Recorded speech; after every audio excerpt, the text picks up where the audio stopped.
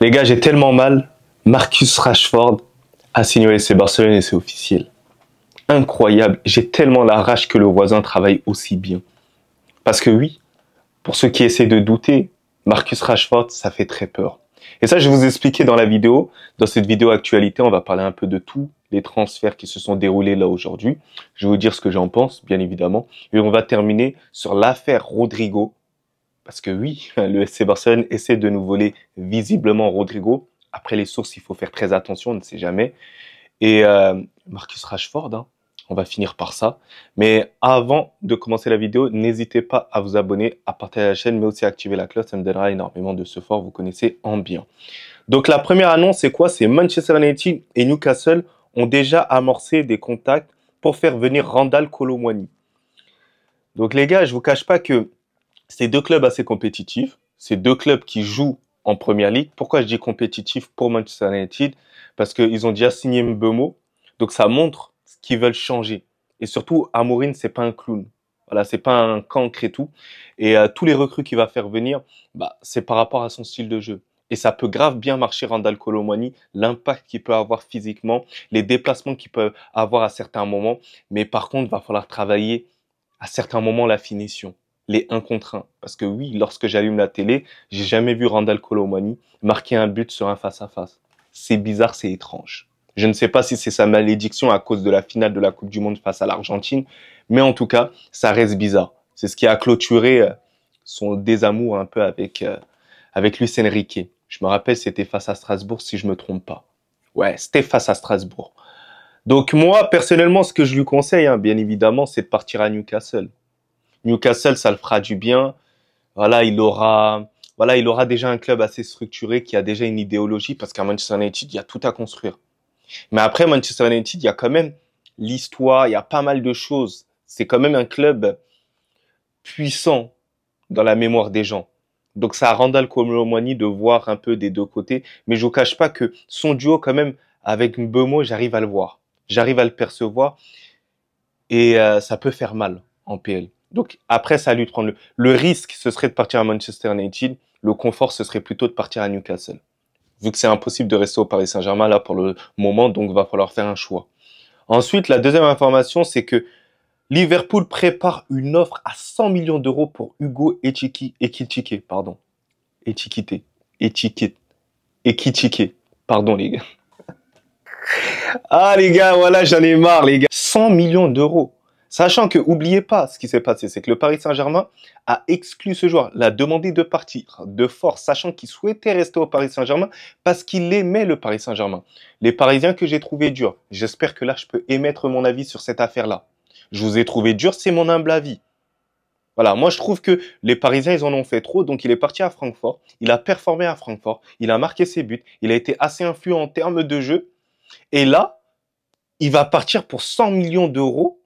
Le bénéfice que Francfort arrive à se faire, c'est incroyable.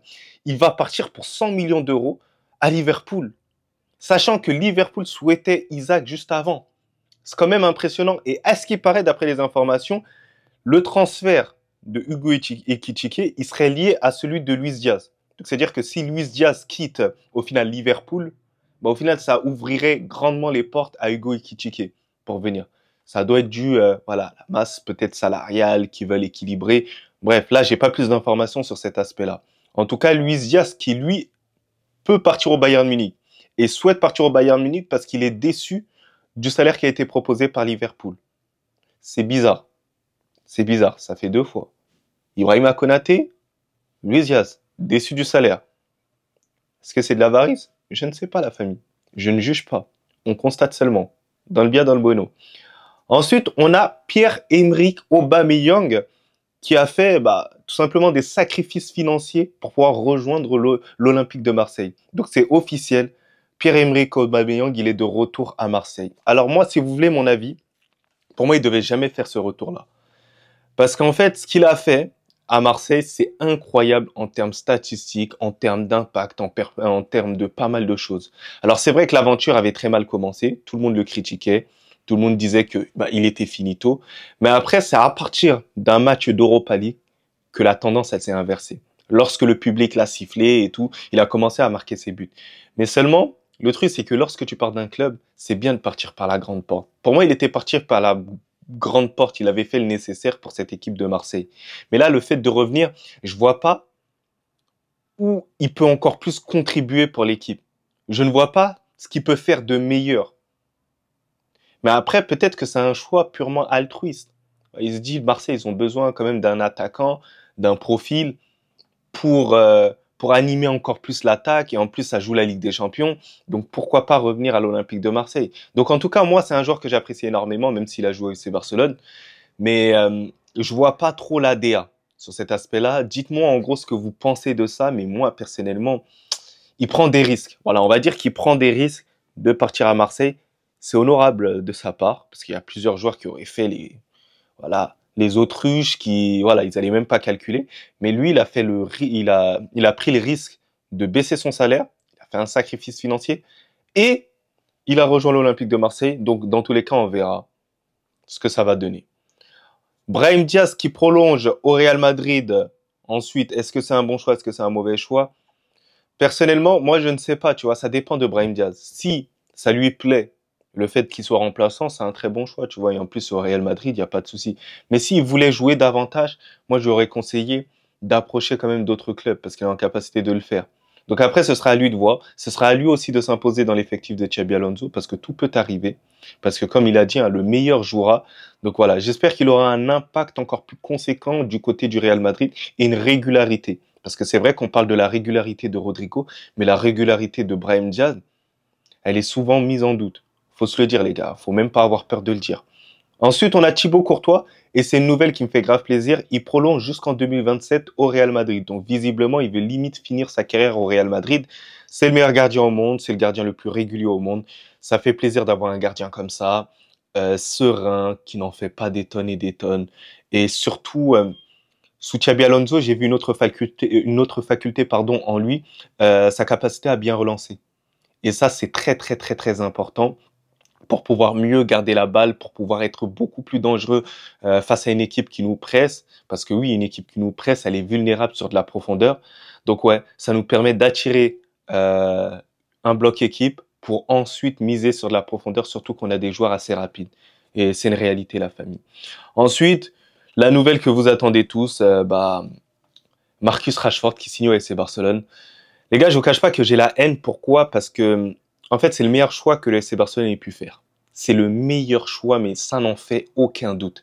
Alors, on a parlé de Luis Diaz. Luis Diaz, au final, le transfert, il a été avorté.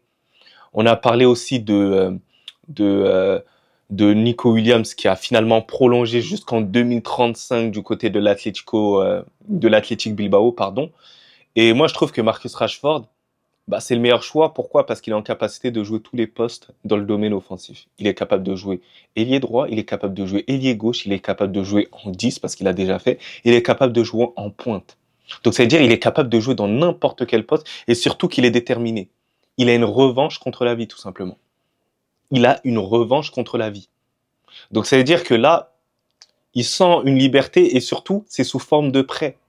Le fait que ce soit sous forme de prêt, c'est dire que Marcus Rashford, il a tout intérêt à prouver pour tout simplement quitter Manchester United. Parce que s'il prouve pas, il va retourner là-bas. Et on sait très bien que c'est assez compliqué là-bas avec Amorim. Amorim ne le fera jamais jouer parce que j'ai l'impression que même au niveau de l'affection, bon, ça se plaît pas trop. Mais Marcus Rashford, je vous jure que c'est le meilleur choix que le FC Barcelone ait pu faire.